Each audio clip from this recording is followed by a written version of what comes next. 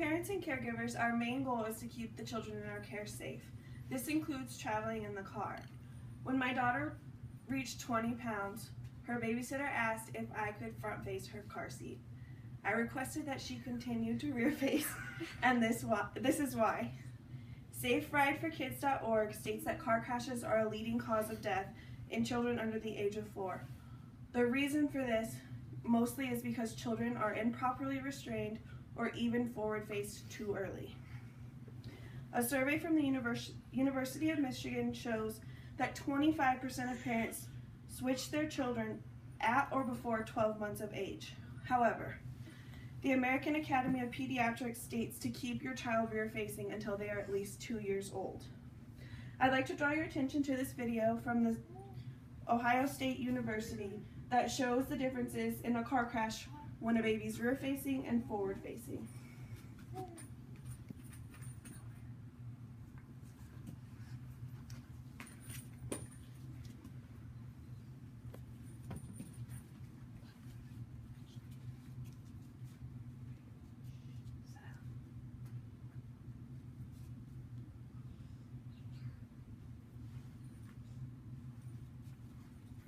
This demonstrates a car crash with a baby sitting rear-facing. As you can see, the only part of the body that moves is the legs.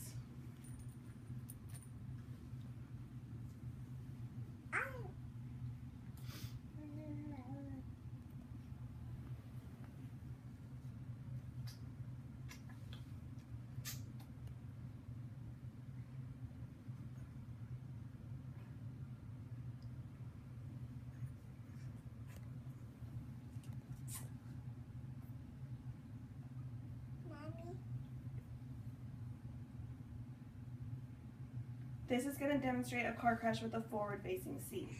As you can see, the child's head leans very far forward.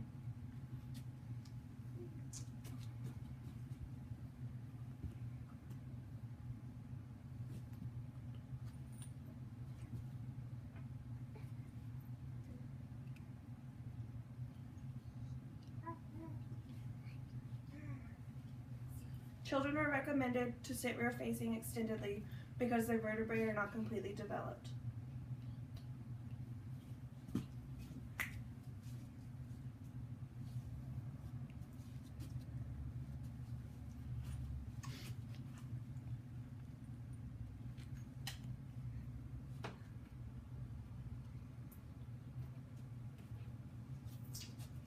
This states that rear-facing is 5 times safer than forward-facing your children at an early age.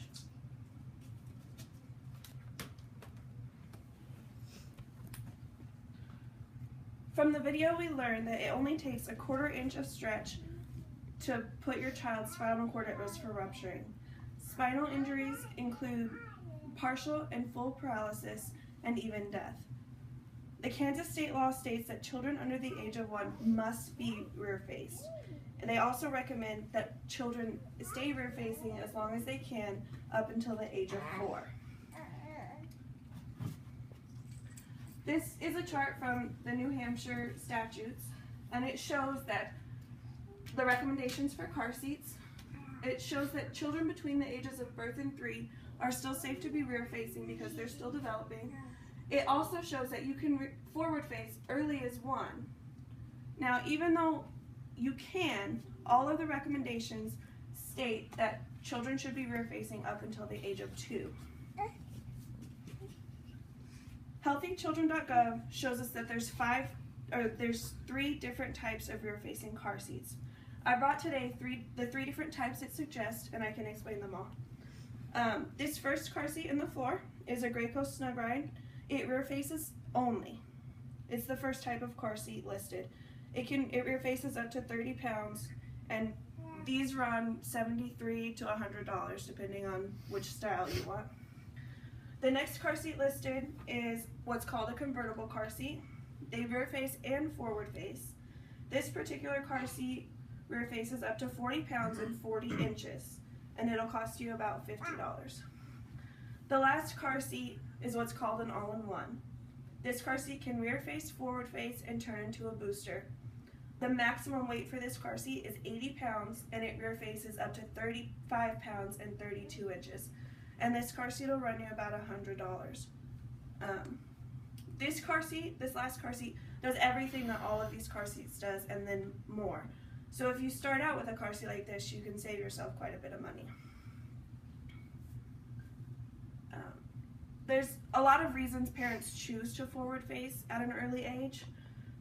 One of the main reasons is that their car seat won't fit correctly in their car. However, there's a lot of resources where you can match your car to the proper car seat to get a good fit. And there's also stores where if you buy a car seat and you decide it doesn't fit in your car, you can return it within 90 days. Another reason parents choose to forward face is that they feel like their child won't be comfortable.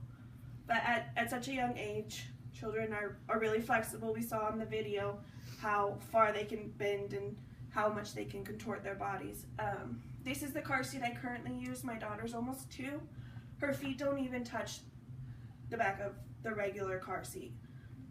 So she could probably stay rear facing, I would say at least until she's 3. She's pretty petite. In conclusion, I'd like to reiterate the fact that all of my resources, the video, the American Pediatric Guidelines, all state that rear facing is recommended up to the age of 4. In Sweden, it's not uncommon for children to rear face up to the age of 4, and they have one of the lowest car crash fatality rates for children under the age of 4. As we saw in the video, when a child is forward facing in a car seat, their torso will slow down, but their head can still move forward at a pretty fast rate. When they're rear facing, the car seat absorbs all of the impact and only their legs move. It's a common misconception that children can break their legs in a car crash when they're rear facing, but it's obvious from the video that we watched that a child's more likely to sustain a spinal injury when they're forward facing versus a leg injury when they're rear facing. Also, if they do sustain leg injuries, they will not be as severe as a spinal cord injury. It's really important to do your research. Like I said, there's resources online that you can match your car seats to your car. Walmart, Target, and Babies R Us all have a 90-day return policy. So if you get a car seat and you decide it doesn't fit right or it's too large for the back seat of your car, as long as you keep the manuals and the packing materials and your receipt within 90 days, you can return and exchange that car seat for a different one.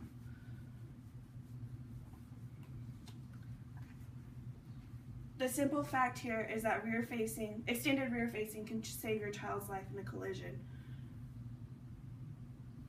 If there's any questions, I can take them now. I do actually have a question. How safe is it? Is it safe to not put the car seat on the base? Like if you do it in with a strap? Like is that safe? With a seatbelt? Yeah. Yeah, most car seats have it tells you can, but it doesn't seem secure like when you move the car seat. Actually, surprisingly, through my research, I found that the latches, which are these things down here, if you don't use the base, you can use a seatbelt, but it's recommended that you use it with the base. But on the base, you can see, and there's always, do not buy a car seat without the labels. You can see there's a level indicator, and there's sections for the seatbelts to go through. A seatbelt is actually more secure than the latch system because over time the latches can loosen. When you pull your seatbelt completely out, you can hear a click and then the seatbelt will lock and you can pull it really tight. So even if you decide not to use the base like in this one, a seatbelt should still be really secure because it locks. Any other questions? Won't it be more apt to break their legs in an accident if they're rear facing and their feet hit the back of the seat? I mean, they're kinked up. No, because the car seat absorbs the impact. It's physics.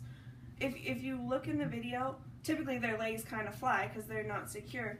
But children sit all different types of ways. Some children sit cross-legged, and so their feet aren't even touching the back of the seat. And like I said, in this one, Trinity's feet don't even touch the seat when she's sitting flat. Different seats recline different ways. That's another feature to ensure that your child can rear face safely.